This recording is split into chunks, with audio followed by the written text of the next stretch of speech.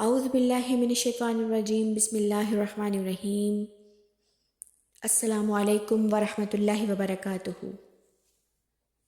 شب معراج کیا ہے اور حضور پاک صلی اللہ علیہ وآلہ وسلم جب اللہ سے ملاقات کے لیے گئے تو کیا اللہ تعالیٰ کے محبوب صلی اللہ علیہ وآلہ وسلم قیامت پر خوشیاں منائی گئی؟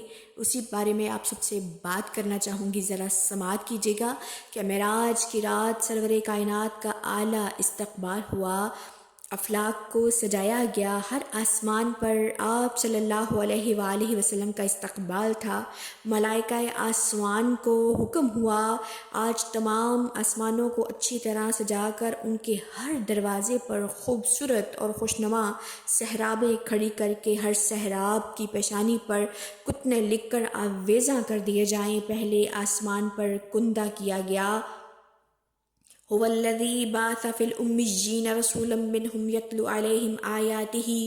دوسرے آسمان پر لکھا گیا وما ارسلناک الا رحمتا للعالمین۔ تیسرے آسمان پر لکھا گیا یا ایھا النبی انا ارسلناک شاہدا ومبشرا ونذیرا۔ اور چوتھے آسمان پر لکھا گیا الحمدللہ الذی انزل علی عبدہ الکتاب ولم یجعل لہ عوجا۔ پانچویں آسمان پر لکھا گیا ان اللہ وملائکتہ یصلون علی النبی یا ایھا الذین آمنوا صلوا علیہ وسلموا تسلیما۔ چھٹے آسمان پر لکھا گیا لقد جاءکم رسول من انفسکم عزیز علیہ ما عنتم حریص علیکم بالمؤمنین رؤوف الرحیم۔ اور ساتویں آسمان پر لکھا گیا سبحان الذی اسریٰ بعبدہ لیلا۔ رضوان جنت کو حکم دیا گیا آج ہر قسم کا ساز و سامان، حسن و زینت اور ہر طرح کے رنگ و روغن اور خوشنمائی سے مہمان خانہ حبیب کو مزین کیا جائے۔ عرش کے چاروں طرف موتیوں کی جھالر لٹکا دو اور پوری طرح فضائے آسمان اور دوسرے عالم کون و مقام میں انوار و تجلیات کی بارش کر دو۔ اب ہمارے گھروں میں اکثر مہمان آئیں تو ہم ڈرائنگ روم کو اور اپنے گھروں کو صاف کرتے ہیں، پردے نئے لگاتے ہیں، بیڈ شیٹس چینج کرتے ہیں اور اپنے گھر کو خوشبو سے معطر کرتے ہیں۔ تو آپ سوچئے کہ جب اللہ تعالیٰ نے اپنے پیارے محبوب صلی اللہ علیہ وآلہ وسلم کو اپنے پاس مدعو کیا، بلایا، تو کیا آسمان کو نہیں سجایا گیا؟ بالکل سجایا گیا۔ ہر جگہ کو پاک اور صاف کر کے منور نور سے معطر منور کیا گیا۔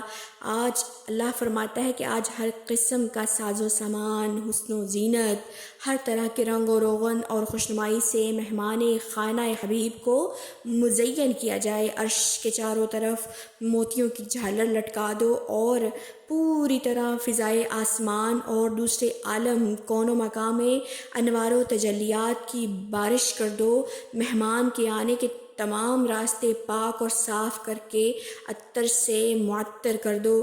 حضرت جبریل امین کو حکم ہوا آج رات شمس و قمر کی روشنی زیادہ کر دو اور ستاروں کی چمک دمک میں بھی اضافہ کر دو۔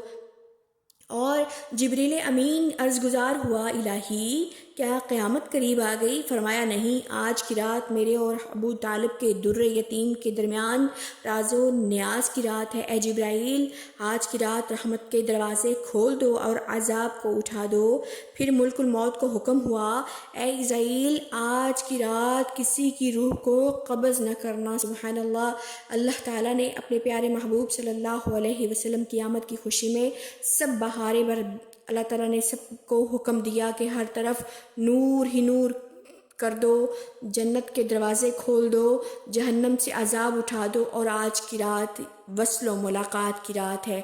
اللہ فرماتے ہیں قرب و حضوری کا وقت ہے۔ یہ چراغ کیوں جلایا جا رہا ہے؟